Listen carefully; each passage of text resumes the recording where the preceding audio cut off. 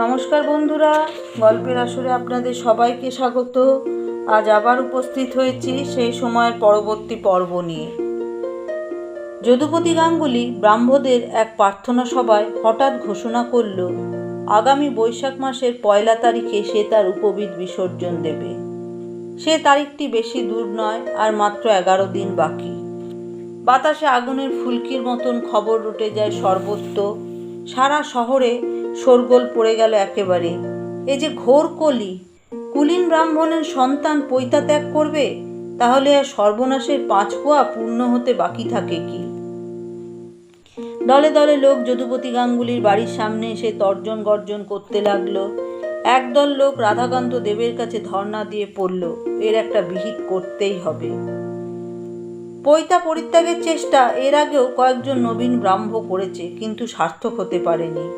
হয় সেসব নবীন ব্রাহ্মদের মাতা আত্মঘাতিনী হবার ভয় দেখিয়েছেন, অথবা পিতা পানাহার বন্ধ করে ছেলেকে আবার ফিরিয়ে আনতে বাধ্য করেছেন। মানুষ জন্মায় শুধু একবার, শুধু ব্রাহ্মণেরই এক জীবনের মধ্যে দ্বিতীয় জন্ম হয়। তাই তিনি দ্বিজ, আর সেই দ্বিজত্বের চিহ্ন ওই যজ্ঞসূত্র। ব্রাহ্মণের কাজ ধর্ম রক্ষা করা, আর সেই ব্রাহ্মণই যদি অধর্মচারী হয়, তাহলে হিন্দু সমাজের সর্বনাশ রোধ করবে কে? যদুপতির আত্মীয় পরিজন কেউ কলকাতায় নেই। সে একা বাসা ভাড়া করে থাকে। সে বিপত্নিক এবং গোয়ার প্রকৃতির। একবার জেদ ধরলে সে কিছুতেই ছাড়বে না। ব্রাহ্মধর্ম গ্রহণ করার পর থেকে তার মধ্যে এই বিবেক দংশন চলছিল। ব্রাহ্মেরা একশ্বরবাদী, নিরাকার, পরম ব্রহ্মের উপাসক। তবু তাদের মধ্যে জাতিভেদ থাকে কি প্রকারে? এখনো ব্রাহ্মদের পুত্রকন্যাদের বিবাহের সময় অনুলোম প্রতিলোমের কথা চিন্তা করা হয়। এ তো কুসংস্কারকেই প্রশ্রয় দেওয়া। যদুপতি সেই জন্যই একটি দৃষ্টান্ত স্থাপন করতে চায়। যদুপতির কিছু কিছু শুভার্থী বন্ধু তাকে পরামর্শ দিল এ ব্যাপার থেকে নিবৃত্ত হতে। স্বয়ং দেবেন্দ্রনাথ ঠাকুর একদিন তাকে ডেকে পাঠিয়েছিলেন। বললেন, এখনই এরকম হঠকারিতার প্রয়োজন নেই, তাহলে রক্ষণশীল হিন্দু সমাজ আরও মারমুখী হয়ে উঠবে, ব্রাহ্মধর্ম প্রচারে বিঘ্ন ঘটবে। কিন্তু যদুপতি অনমনীয়। তার ধারণা, আপোষের মনোভাব নিয়ে কোনো বড় কাজ করা যায় না। ব্রাহ্মধর্মের প্রকৃত স্বরূপ কি, তা সারা দেশের কাছে স্পষ্টভাবে উপস্থিত করা উচিত। সনাতন হিন্দু ধর্মের মতন এতে যে জাতিভেদের স্থান নেই, তার প্রমাণ রাখার প্রয়োজন আছে। এতে যদি সংঘর্ষ বাঁধে তো বাঁধুক। কেশবচন্দ্র আরও কয়েকজন তরুণ ব্রাহ্মের কাছ থেকে এ ব্যাপারে উৎসাহ পেল যদুপতি। নির্দিষ্ট দিনে যদুপতির সমর্থকরা সমবেত হয়েছে তার গৃহের অভ্যন্তরে, আর বাইরে একদল লোক টিটকিরি ও কুৎসিত মন্তব্য করছে। যদুপতির কোনো ভ্রুক্ষেপ নেই। একবার সে অলিন্দে এসে দাঁড়ালো। তাকে দেখে বাইরের লোকগুলি উচ্চগ্রামে গালিগালাজ শুরু করে দেওয়ায় যদুপতি পাশ ফিরে তার এক বন্ধুকে বলল, যারা এমন কুরুচিপূর্ণ কুবাক্য বিনা দ্বিধায় উচ্চারণ করতে পারে, তারাই ধর্মের রক্ষক। হায় হিন্দু ধর্ম, এই তোমার দশা! ঘরের মধ্যে ফিরে এসে সে গলা থেকে উপবীতখানি খুলে হাত জোর করে তার স্বর্গীয় পিতৃদেবের উদ্দেশ্যে বলল, পিতা, আমাকে মার্জনা করুন। আমি সজ্ঞানে যাহা সৎকর্ম বলিয়া বিবেচনা করি, তাহাই পালন করি। আপনি শৈশবে আমাকে এমনই শিখাইয়াছিলেন। তারপর মাটিতে মাথা ঠেকিয়ে তার বাঁকুড়া নিবাসিনী মাতার উদ্দেশ্যে বলল, মা, তুমি জানো আমি কখনোই ভালো বই মন্দ কাজ করব না। পরের কথায় তুমি কান দিও না, আমার ওপর বিশ্বাস রেখো। তুমি জানো যে তোমার যদু কোনোদিন কোনো অন্যায্য কাজ করবে না। তারপর সেই নগাছি সুতো মালার মতন হাতে দুলিয়ে আবেগ কণ্ঠিত কণ্ঠে সে বলল, বিদায়। আজ থেকে আমার কণ্ঠ বন্ধনহীন হলো। এ সময় একটি আন্দোলনের সৃষ্টি হলো। এক যষ্টিধারী হৃষ্টপুষ্ট চেহারার মধ্যবয়সী ব্যক্তি ভিড় ঠেলে বাড়ির মধ্যে ঢুকতে ঢুকতে বলল, একই সর্বনাশের কথা! মাথায় বাজ ভেঙে পড়বে, ভূমিকম্প হবে, 30 সালের মতন আবার বন্যা হবে। ওরে বাপরে বাপরে, ওরে বাপ! লোকটি দ্বিতলে যদুপতির কক্ষের মধ্যে ঢুকে পড়ে বলল, আমার উপরে এই অত্যাচার কেন? আমি পুত্র কলত্র নিয়ে ঘর করি। ও মশাই, আমার এই সর্বনাশ করছেন কেন? আপনাকে ভালো মানুষের ছেলে জেনেই তো বাড়ি ভাড়া দিয়েছিলুম। ও মশাই, এ কি করলেন? আদর্শ ব্রাহ্মণের মতন বিনীত সুবদ্ধ কণ্ঠে যদুপতি বলল, কি হয়েছে নয়নচাঁদ বাবু, আপনি এত বিচলিত কেন? গৃহস্বামী নয়নচাঁদ হঠাৎ যেন থমকে গেলেন। তারপর ঘরের চারিদিকে তাকিয়ে আবার যদুপতির মুখে দৃষ্টি স্থাপন করে মহা বিস্ময়ের সঙ্গে বললেন, ও বাবা, এই যে সুস্থ মানুষের মতো কথা বলে। তবে যে সবাই বলল দাঁত কিরমির করে, বকরাক্ষসের মতন চক্ষু ঘুরোচ্ছে, বামুন পৈতে ত্যাগ করলে ব্রহ্মদীপ্তি হয়ে যায়। যদুপতি সমেত সেখানকার সকলেই উচ্চহাস্য করে উঠল। কৃষ্ণদাস পাল বলল, a perfect specimen of imbecility. Jadupati বলল, ভয় পাবেন না নয়নচাঁদ বাবু, আমি ব্রহ্মদত্ত হইনি এখনো। বসুন, আমি শুধু গলা থেকে এই সুতোগাছি খুলে ফেলেছি। নয়নচাঁদ প্রায় ছটফটিয়ে লাফাবার ভঙ্গি করে বলল, বসবো? এখানে বসবো বলেন কি? নেহাত প্রাণের দায়ে এসেছি। আমার গিন্নি বলো, যাও, এখনই যাও, সারা বাড়ি গঙ্গা জল দিয়ে ধুয়ে এসো গে। তারপর পুরুত ডেকে, মশাই, এই হাত জোর করছি, আমার ঘাট হয়েছে। কোন পাপে আপনাকে বাড়ি ভাড়া দিয়েছিলুম জানি না। এবার থেকে এখানকার পাট তুলুন। আজই বলেন তো, আমি গাড়ি ডেকে দিই। তারপর সেখানে এক মহা কোলাহল শুরু হলো। নয়নচাঁদ সেই দণ্ডেই যদুপতিকে বাড়ি ছাড়া করতে চায়। যদুপতির বন্ধুরা তা কিছুতেই মেনে নেবে না। কৃষ্ণদাস পাল চোখা চোখা বাক্য বলতে খুব ওস্তাদ। সে ইংরেজি বাংলা মিলিয়ে যুক্তিজালে নয়নচাঁদকে একেবারে ফাঁদে পড়া পশুর মতন বেঁধে ফেলল। উপায় না দেখে তখন হাপুস নয়নে কাঁদতে লাগলো নয়নচাঁদ। শান্তিপ্রিয় যদুপতি শেষ পর্যন্ত রাজি হলো গৃহত্যাগ করতে। তার এক বন্ধু অবনীভূষণ তাকে আশ্রয় দিতে রাজি। তখনই একটা কেরেঞ্চে গাড়ি ডেকে তোলা হলো মালপত্র। বাইরে বিরুদ্ধবাদী জনতা মনে করল এতে যদুপতির যথেষ্ট হেনস্থা হয়েছে। তারা দুয়ো দিয়ে উঠল। মালপত্র নিয়ে চলে গেল অবনীভূষণ। যদুপতি তার অন্য বন্ধুদের নিয়ে সারবদ্ধভাবে চলল গঙ্গার ঘাটের দিকে। হাজার হাজার লোক অনুসরণ করতে লাগলো তাদের। গঙ্গার ঘাট একেবারে ভিড়ে ভিড়াক্কার। সকলের সব মন্তব্য উপেক্ষা করে যদুপতি তার পৈতে গাছা ছুঁড়ে ফেলে দিল জলস্রোতে। তারপর সে মুখ ফেরালো যুদ্ধজয়ী বীরের মতন। পরদিনই যদুপতি গেল বিদ্যাসাগর মশাইকে সংবাদ জানাতে। যদুপতি যেমন দেবেন্দ্রবাবুর ব্রাহ্মসভায় যায়, তেমনই আবার সে বিদ্যাসাগরের চেলা। বিদ্যাসাগর খুশি বা অখুশি কোনো রকমই ভাব প্রকাশ করলেন না। তিনি বললেন, কে কেমনভাবে ধর্মাচরণ করবে সে তার নিজস্ব ব্যাপার। তবে বাপু, হুজুগে পড়ে করনি তো? সমাজকে ধাক্কা দিলে সমাজ যে প্রতিশোধ নেয়, তার ধাক্কা সামলাতে পারবে তো? তখন যেন পেছুপা হয়েও না। যদুপতি বলল, আজ্ঞে না, আমি সব জেনে শুনে এই কাজ করেছি। বিদ্যাসাগর বললেন, এখন দিনকাল অনেক পাল্টেছে, তেমন দুর্বিষহ অবস্থা নাও হতে পারে। তুমি খুব একটা নতুন কিছু করনি। রামতনু লাহিড়ী মশাইয়ের নাম শুনেছ? আজ্ঞে, সে শিক্ষাপতি মহাত্মার নাম কে না শুনেছে। আজ থেকে বোধ করি বছর 10 আগে ওই রামতনু লাহিড়ীও উপবীত ত্যাগ করেছিলেন। তখন তোমরা নিতান্ত বালক, তাই সে ঘটনা তোমরা জানো না। কি কোন্দলিনা শুরু হয়েছিল সেই উপলক্ষে। রামতনুর কৃষ্ণনগরের বাড়িতে তো ধোপানাপিতি বন্ধ হলো। তিনি উত্তরপাড়ায় চলে এলেন শিক্ষকতা নিয়ে। সেখানেও অত্যাচারের শেষ নেই। কোনো লোক তার বাড়িতে কাজ করে না। দোকানদার তাকে চাল ডাল পর্যন্ত বেচে না। মহা দুর্দৈব। রামতনু পৈতে ত্যাগ করে মহৎ কাজ করেছিলেন কিনা সে প্রশ্নে আমি যাই না, কিন্তু বন্ধু মানুষ বিপদে পড়েছেন, তাই আমি কলকাতা থেকে নৌকায় তার জন্য চাল ডাল পাঠিয়ে দিতাম। রাঁধুনি বামুনও পাঠিয়েছি। সে বেটা দুদিন কাজ করার পরই স্থানীয় লোকের তাড়নায় ভেগে যায়। আমি আবার পাঠাই। এইভাবে মোট 5টি রাঁধুনি বামুন পাঠিয়েছিলাম, তবে নাপিত পাঠাতে পারিনি। সেই কারণে কিছুদিন লাহিড়ী মশাই লম্বা দাড়ি রেখেছিলেন। বিদ্যাসাগর সেই দৃশ্য যেন চোখের সামনে দেখতে পেয়ে হা হা করে হেসে উঠলেন। একটু থেমে আবার বললেন, ইদানিং আর তেমন উৎপাত নেই। তোমার বিশেষ বিপদের কারণ দেখি না। লোকে অবশ্য পশ্চাতে গালি দেবে ঠিকই, গালি না দিলে যে এদেশের লোকের পেটের ভাত হজম হয় না।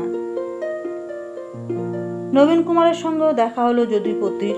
নবীন কুমার সব শুনে বলল, তা করেছ, বেশ করেছ। আমার ওপর টেক্কা দিলে হে? আমার তো পইতে নেই যে তোমার মতন সেটি ত্যাগ করে 10 জনের বাহবা নেব। তা একটা কথা জিজ্ঞেস করছি, পইতে খুলে ফেললে বেশ কথা, কিন্তু সেটিকে আবার ঘটা করে গঙ্গায় বিসর্জন দিতে গেলে কেন? তার মানে গঙ্গা জল যে পবিত্র তা মানো, আর এ কথাও মানো যে পৈতে জিনিসটি খুলে ফেললেও যেখানে সেখানে সেই জিনিসটি ফেলা যায় না, গঙ্গায় বিসর্জন দিতে হয়। একটু অপ্রস্তুত হলো যদুপতি। তারপর আমতা আমতা করে বলল, তা নয়, তা নয়। আমি পৈতে পায়খানার মধ্যেও ফেলে দিতে পারতাম, কিন্তু রাস্তা দিয়ে যাওয়া হলো, সবাই দেখলে এই প্রচারই তো দরকার। যত প্রচার হবে ততই লোকে সাহস করে এগিয়ে আসবে। নবীন কুমার হাসতে হাসতে বলল, তা যা বলেছ। এরকম একটা দুঃসাহসিক কাজ কি ঘরের মধ্যে চুপি চুপি সারা যায়? 10 জনের বাহবা না পেলে মন ভরবে কেন? শুধু বাহবা পাওয়া নয়, যদুপতির উপবৃত্তাগের মূলে যে একটি অন্য উদ্দেশ্যও আছে, সে কথা নবীন কুমার টের পেল কয়েকদিন পরে। রাত্রে শয়নকক্ষের দরজা এঁটে দিয়ে সরোজিনী দৌড়ে তার স্বামীর পালঙ্কের কাছে এসে এক দারুণ সংবাদ জানাবার ভঙ্গিতে বলল, আপনি ঠিকই বলেছিলেন, আপনার কথাই মিলে গেল। নিদ্রার আগে কিছুক্ষণ সেজবাতির আলোকে পুস্তক পাঠ নবীন কুমারের অভ্যাস, তবে বড্ড পোকার উৎপাত হয়, আর মশার ঝাঁক তো আছেই। একে গ্রীষ্মকাল, তাই কদিন ধরে নিদারুণ গুমোট চলছে। 2 জন পাংখা বড়দার পালা করে সারা রাত্রি জেগে বাইরে বসে এক ঘরের পাখার দড়ি টানে। 2 জন পাংখা বড়দার পালা করে সারা রাত্রি জেগে বাইরে বসে এ ঘরের পাখার দড়ি টানে, তাতেও মশা যায় না। ইদানিং সাহেবদের বাড়ির অনুকরণে নবীন কুমার তার শয়নকক্ষের জানলাগুলিতে মশারির মতন সূক্ষ্ম তারের জাল লাগিয়েছে। তবু যে কোথা থেকে ঢুকে পড়ে মশা তার ঠিক নেই। নবীন কুমার জিজ্ঞেস করল, কি হয়েছে? কোন কথা মিলল আমার?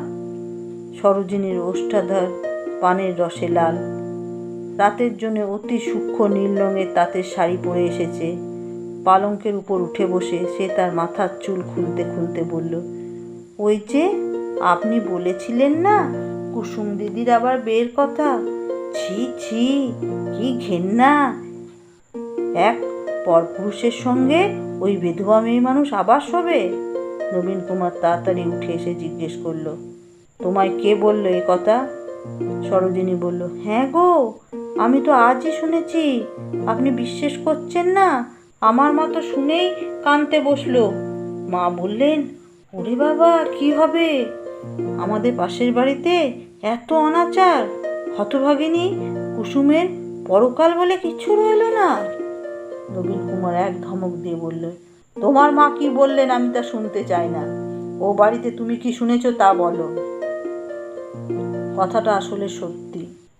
কুসুম কুমারী দাদাদের উদ্যোগ সার্থক হয়েছে। রামতনু লাহিড়ী কালীঘাটের নিকটবর্তী রসাপাগলা গ্রামে শিক্ষকতা করতে এসেছেন সম্প্রতি। কুসুম কুমারীর দাদারা গিয়ে ধরে আনেন তাকে। তিনি প্রসঙ্গটি উত্থাপন করেছেন কৃষ্ণনাথ রায়ের কাছে। কুসুম কুমারীর পিতা কৃষ্ণনাথ রামতনুবাবুকে খুবই মান্য করেন, সুতরাং তিনি এক কথায় উড়িয়ে দিলেন না। বিষয়টি নিয়ে আলাপ আলোচনা করলেন কিছুক্ষণ। কৃষ্ণনাথ বৈষয়িক ও ঐতিহ্য বিশ্বাসী পুরুষ, কিন্তু গোঁড়া নন, যুক্তিবাদী। সব কথা শুনে তিনি বললেন, আপনার কথা আমি অস্বীকার করতে পারি না। কুসুম আমার প্রাণাধিক। সে জীবনে সুখী হয় আমি সর্বান্তকরণে চাই। ভুল করে তার বিবাহ দিয়েছিলাম এক পাগলের সঙ্গে। এখন এই প্রকার বিবাহ যদি স্বার্থসম্মত হয় তবে তাই হোক, আপনি সুপাত্র দেখুন। আর হ্যাঁ, আরেকটা কথা আছে, তার জননীর মত করাতে হবে। তিনি বেঁকে বসলে সেখানে আমি জোর খাটাতে পারবো না। কুসুম কুমারের জননী পূর্ণপ্রভার উপর জোর খাটাতে হলো না। নৃপেন্দ্রনাথ ও অন্যান্য ভাইরা জননীকে ঘিরে বসে বলল, মা, তোমার মত করতেই হবে, বাবা মশাই যখন হ্যাঁ বলেছেন। পূর্ণপ্রভা অশ্রু বিসর্জন করে বললেন, ওরে অবলা বেধবা নারীদের যখন বিদ্যাসাগর বিয়ে দিয়েছেন, তখন আমি মনে মনে দুহাত তুলে বিদ্যাসাগরকে আশীর্বাদ করেছি। এখন নিজের মেয়ের বেলায় কি করে আমি অমত করতে পারি? সে পাগলের কথা ভেবে বাছা যে এখনো শিউরে শিউরে ওঠে।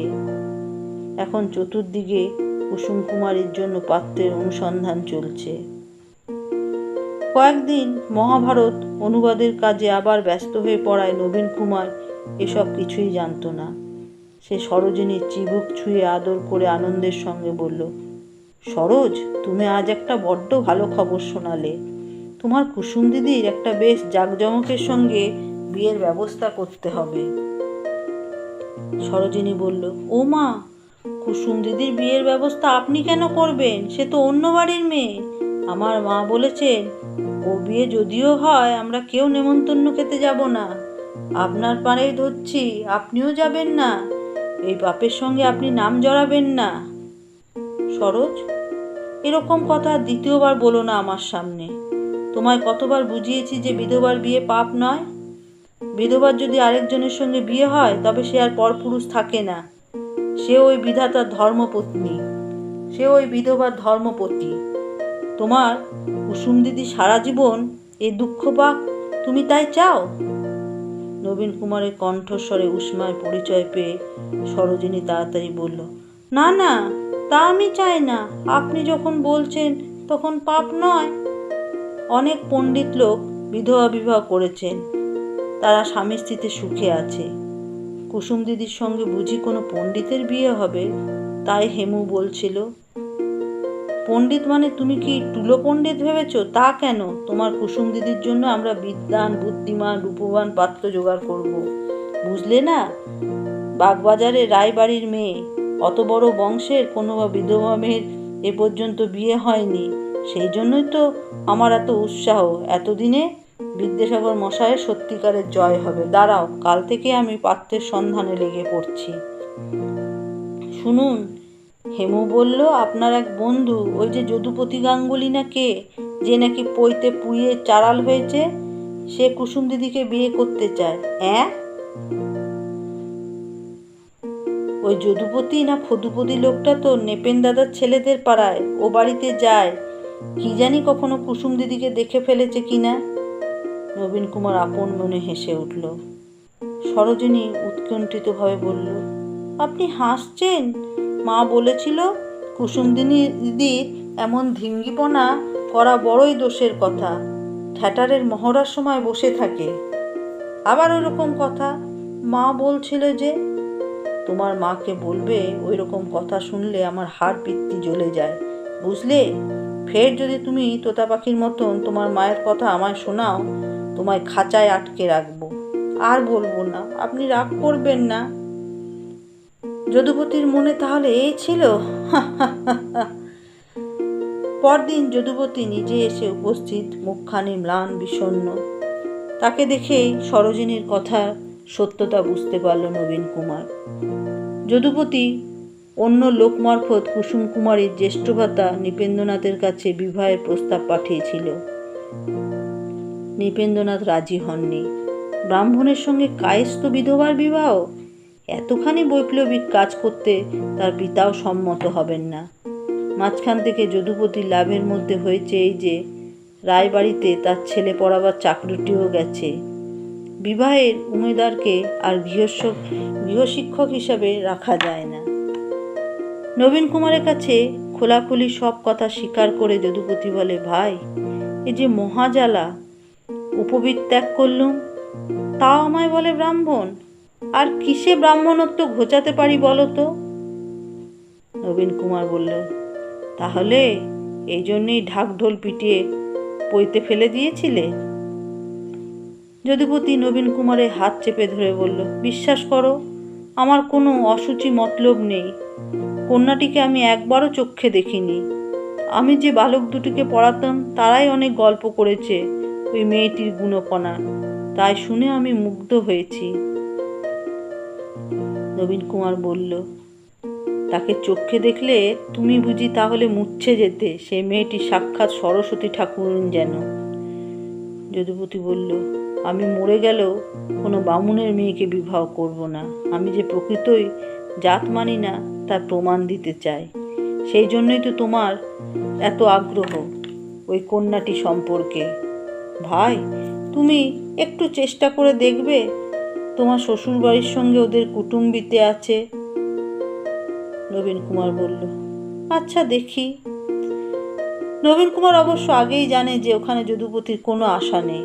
ব্রাহ্মণ কায়স্থের তফাৎ তো কৃষ্ণনাথ রায়ের বাড়িতে একটা বড় ব্যাপার বটেই, কিন্তু তার চেয়েও বড় ব্যাপার আছে, সেটা যদুপতি বুঝবে না।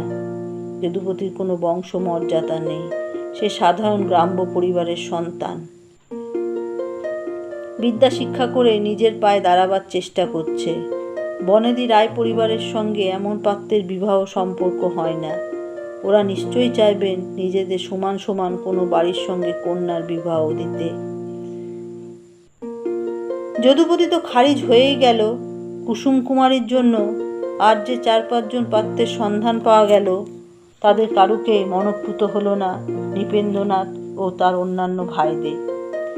একবার ভুল বিবাহ হয়েছিল, দ্বিতীয়বার তারা অতি সতর্ক হয়ে সম্বন্ধ পাকা করতে চান। রূপে ও স্বভাবে অনিন্দিতা কুসুম কুমারীকে তো আর যাত্রার হাতে দেওয়া যায় না। তার চেয়ে কুসুম কুমারীর বৈধব্য দশাও ভালো। বাপের বাড়িতে তার যত্নের কোনো অভাব নেই। নবীন কুমার অনেক চেষ্টা করে কুসুম কুমারীর যোগ্য পাত্র সংগ্রহ করতে পারল না। পরিচিতদের মধ্যে সেরকম কেউ নেই। কোথাও কোনো বিবাহযোগ্য উপযুক্ত যুবকের সন্ধান পেলে সে নিজেই উদ্যোগ নিয়ে তার সঙ্গে দেখা করতে যায়, যেন সে নিজেই কন্যাকর্তা। এদিকে ক্রমশ সময় পেরিয়ে যাচ্ছে। এরপর যদি কুসুম কুমারীর বিয়ের কথাটা চাপা পড়ে যায়। বয়সেও তো একটা ব্যাপার আছে। বেশি দিন ধৈর্য ধরে থাকা নবীন কুমারের ধাতে নেই। কুসুম কুমারীর বিবাহ সংগঠিত না হওয়া পর্যন্ত নবীন কুমারের শান্তি নেই। তারপর একদিন যেন তার দিব্য দর্শন হলো। মধ্যরাতে ঘুম ভেঙে শয্যার উপর উঠে বসে সে ভাবল, আশ্চর্য, এমন সহজ কথাটাই তার মনে পড়েনি। কুসুম কুমারের জন্য সুযোগ্যতম পাত্র আর কে হতে পারে? 2-1 দিনের মধ্যে এবার ব্যবস্থা করে ফেলতে হবে, এই ভেবে সে ঘুমিয়ে পড়ল আবার। বন্ধুরা, আজ এই অবধি। পরবর্তী পর্ব নিয়ে খুব শীঘ্রই উপস্থিত হব। যদি আপনাদের ভালো লেগে থাকে দয়া করে লাইক ও শেয়ার করবেন, আর যারা নতুন সাবস্ক্রাইব করবেন। ধন্যবাদ।